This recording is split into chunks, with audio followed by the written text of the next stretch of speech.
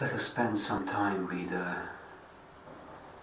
today's Gospel in particular, and the saint of the day, Sister Faustina, who was given the revelation of divine mercy, as our illustration shows.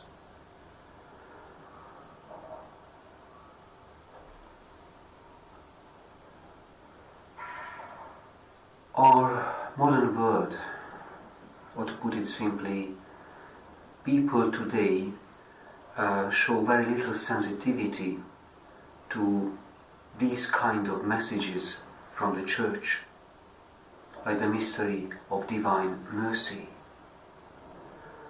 Perhaps they read the life of that saint out of curiosity, then they walk by.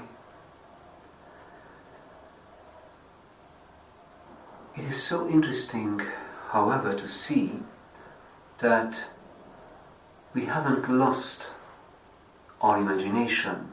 I mean, people, our culture haven't lost their imagination.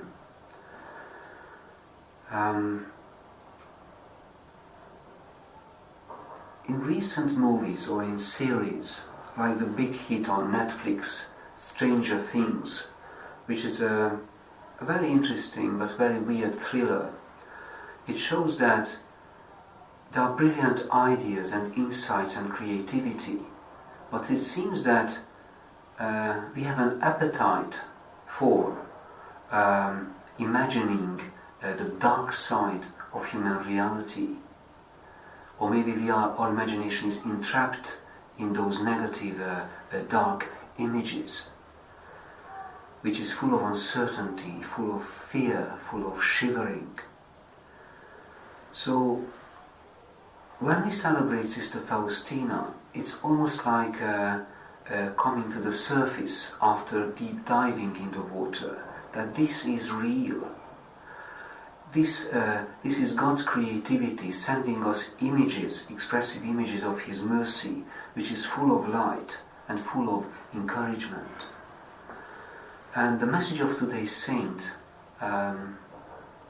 is what Jesus said to him, that I do not want to punish humankind, but I want to gently heal them, educate them, bringing back to my heart.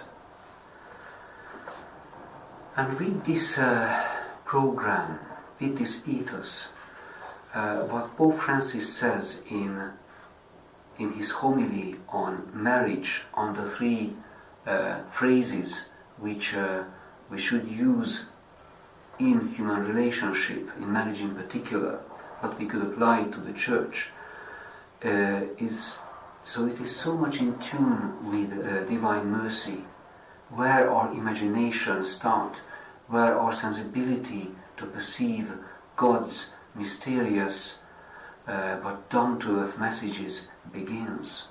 It is saying thank you. It seems so easy to say these words, but we know that it is not. But it is important. We teach it to children, but then we ourselves forget it. Gratitude is an important sentiment.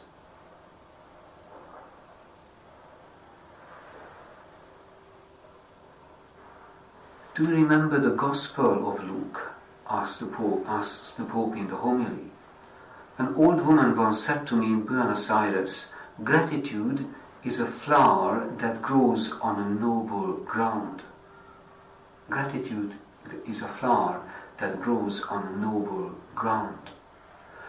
Nobility of soul is necessary so that this flower might grow.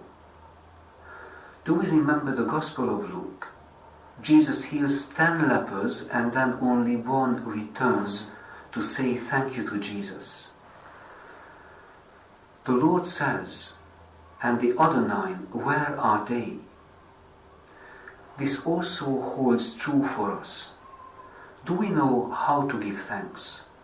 In our relationship and tomorrow in married life, it is important to keep alive the awareness that the other person is a gift from God.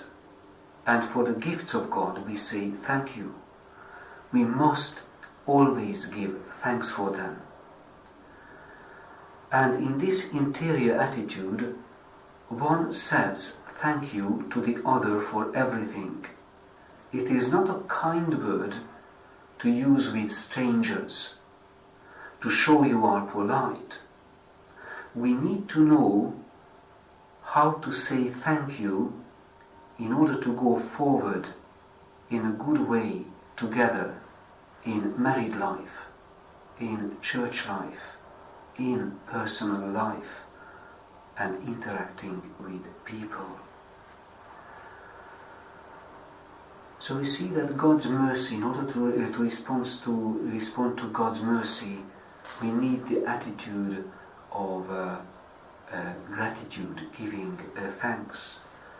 And in that case, all imagination, moral imagination, all religious imagination, or perceptivity of divine revelation, daily revelation, is being healed and becomes alive again. And instead of entrapped in the reverse size of light, like in that series Stranger Things on Netflix, we learn how to live and work in the daylight of grace, which is full of beautiful images of mercy, which inspire us to imitate God's own mercy.